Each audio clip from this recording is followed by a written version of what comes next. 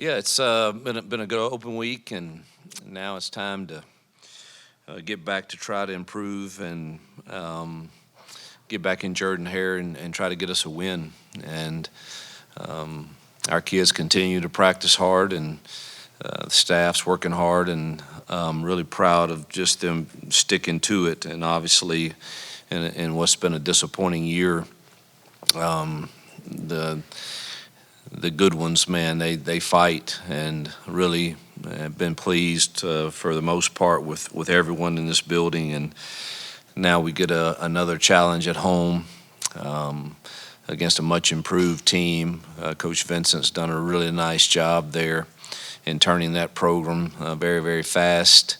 Outstanding running back, is averaging over 100 yards a game, and they play extremely hard and got really good scheme. Played against them when they were the staff at UAB, and have respect for what they do and how they do it. So it's looking forward to being back in front of our home crowd. They continue to be very supportive, even in challenging times. So we have the best fans. So it's Veterans Day today, and our military appreciation game is this weekend, and it's always an honor for us to be able to honor them, to have the lives we have here in America due to the sacrifice of many men and women on our behalf. Is we certainly want to join with many others in telling them thank you, and this is a small way we can do it, but certainly excited about being able to honor them this week.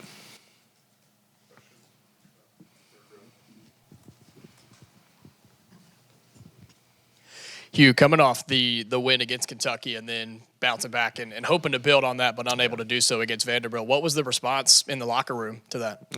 Man, just same response as we've had. Just a lot of hurt, and you kind of, as a coach, it's the first season for me that's been quite like this, and you kind of lose words for it. When you feel like you're playing against good football teams and you're in the games, and man, you just get zero breaks, zero calls.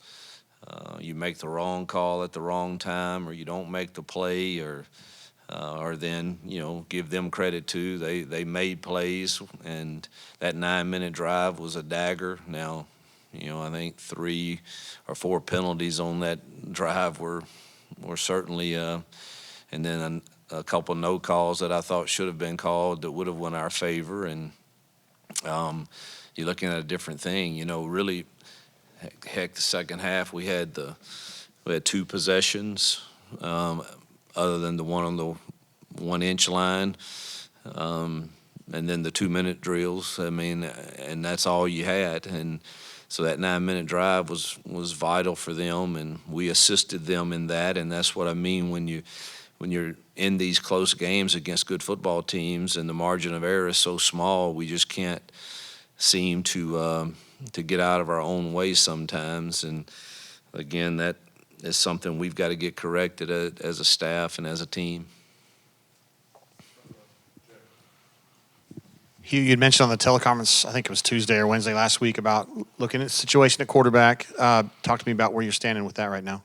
Well, I mean, Peyton's played solid. Now he was not able to practice last week with the shoulder, and we'll see how this week goes with that, and with the others getting the reps and kind of go from there. But when I say that, it's certainly not an indication that I don't think he has played pretty solid here as of late. So, but you start kind of thinking big picture, and that's not always the easiest thing to do, because you love your players and you want what's best for all of them. That gives us the best chance to win the remaining 3 games, and obviously we'll start seeing how the health is first and foremost. Yes, you just more on the quarterbacks. Did that with Peyton out? Did you give Walker any more reps than usual? How did you sort of divide up the reps during practice? Yeah, the second open week, we actually got the threes or the other guys quite a bit of reps, and in the 3 practices we had, And then we had a little scrimmage to close out it. Offense versus defense, other guys that don't typically get reps, and offense won that scrimmage on a pass play from Walker to one of the young receivers, and so it was good to see them get reps. We got to Holden and Hank quite a few also.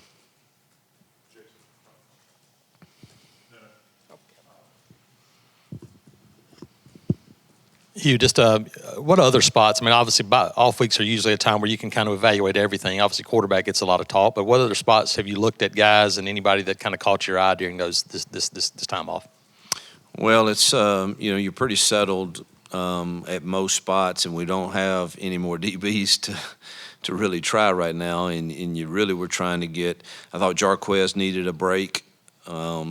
So we got some of the younger guys some more reps there, Christian, and he had some good runs, and obviously Cobb and DeMar got their share also. But you really tried to get Jeremiah Wright some time off, and Tutal, and so it was really for some of them more rest. But and then we got to see the younger old linemen like Dre and those other young linemen get some reps in there also. But Tyler Johnson got quite a few, which he needed. And defensively, we continue to rotate a bunch of people in the front and at linebackers. So it's really not a lot of people that are left that are going to be ready to play, for this go round. But we did get everybody a bunch of reps. Just in general, I mean, how important are these next 3 weeks going to be when it comes to, I guess, restoring confidence from the fan base and also just building momentum from your coaching staff and your roster right now? Yeah, I think it's vital that we compete, and that's the expectation, and certainly that's the goal, and give our chance to win these football games against good football teams that we have to play to help build momentum, as you say, and confidence in everybody that we're headed in the right direction regardless of the record. And then recruiting is big too, to trying to finish strong and continue to get the 25 class to understand we're not far off. We need their help to come in and help us to continue this build. Hugh, considering the offensive issues this season, can you just talk, not in depth, but briefly about how the play calling situation works between you and the two guys in the press box? Yeah, it's a combination. Obviously the game plan is done by all of us, sitting in a room as to what we like on base downs and shot plays and third down and red zone, and so it's usually a mixture. Kent handles most of the third and longs, and Nix and I kind of combine on the rest of it, truthfully. And when you look at the yards per attempt and stuff, it's something that you kind of like. But the points are not coming, and it's we've been in there all morning just watching. And last week got to study a lot of other teams that are doing really well and are running the same stuff we're running, and are making plays. And we've got to, whether it's us adjusting our calls, limiting what we call, or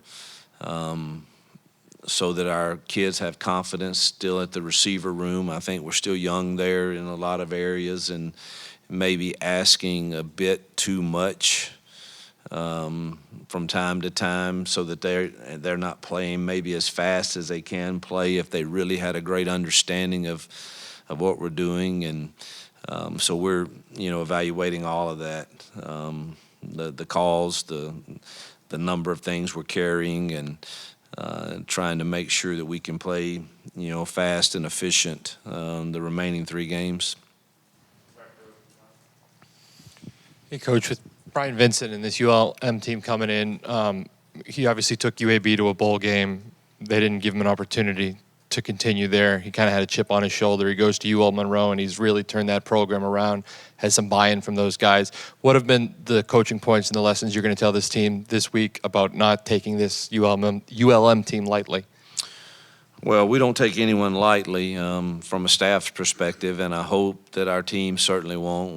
We should have learned enough lessons about that over the course of time here. So this is a good football team that plays really hard and has good scheme and good coaches and enough players that scare you. So I think it's 22 he's a really, really good player. And then defensively, always in the state of Louisiana, there's a bunch of athletes, always. And they've got their share on that team for sure. And Coach Vincent, again, I'm impressed with the job that he's done both when he was at UAB and now at ULM. So we can't overlook them for sure. Hugh, we saw Alex not available again for this last game after making a return. How's he doing right now? I haven't gotten the report from today. I don't know if we let him off Saturday and Sunday, so but he was still a struggle as of last Friday, and he could not practice. So I'm not quite sure exactly where that stands as of this week right now.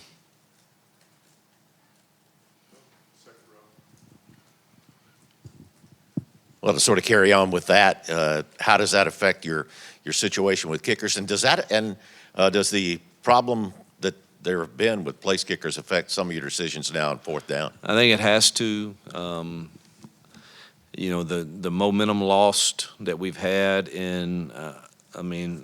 I can't go back in my mind to every game, but I vividly know the Vandy, Missouri game, not getting points when we've had good drives that should result in points are definitely momentum killers, and they really hurt. And who knows what happens instead of having to kick off and hopefully, Towns has been very good at kickoffs, and they start on the 25.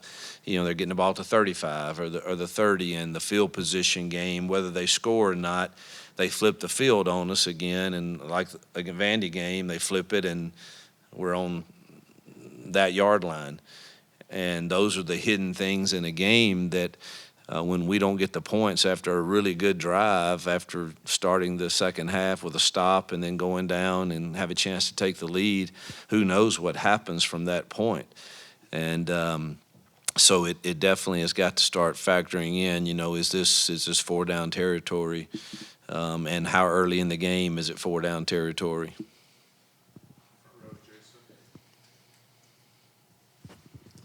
You just talked about field position. You guys have been backed up a bunch. How difficult does that obviously make it as a play caller? And then does that make it more important to try to find some of those explosive plays because 14, 15 play drives are hard to come by. Yeah, you're just not. All you're trying to do when you get it back there is, can we just get it out where we don't give them the ball in the plus 50?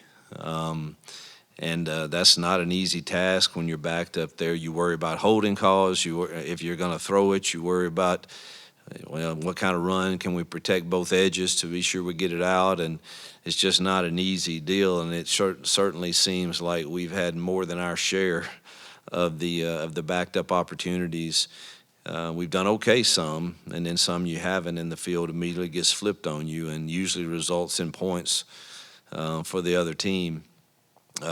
So hopefully, we're through with our backed up experiences maybe, but some of it's been, us with a penalty on special teams. Others been, again, we miss a field goal and they get 2 first downs and they're able to hit their sky punts, and they've executed them very, very well against us, it seems.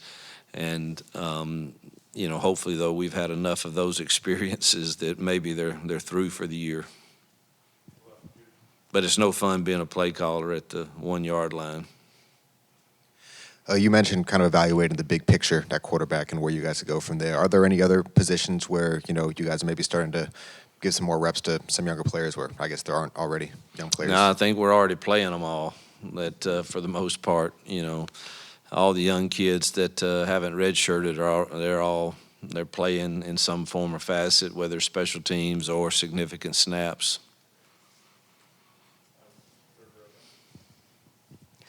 Hugh, you've talked to us just so much about all the new challenges in this day and age of college football, where you have to do so much of recruiting your roster and managing that as the end of the season nears. When does that really start to ramp up to keep the guys here, plus you're recruiting elsewhere? Yeah, it's already started. I mean, you're already actively having to engage in conversations with recruiting your current roster, which is not much fun and not something that I know of any coach that's really for, but it is what it is. And so most of that is going through our personnel office and our Own to Victory team, and I'm thankful for them that I don't have to engage in most of those, because that would be that'd be very hard to do and difficult, because you want to have genuine, real relationships that are built on trust and communication,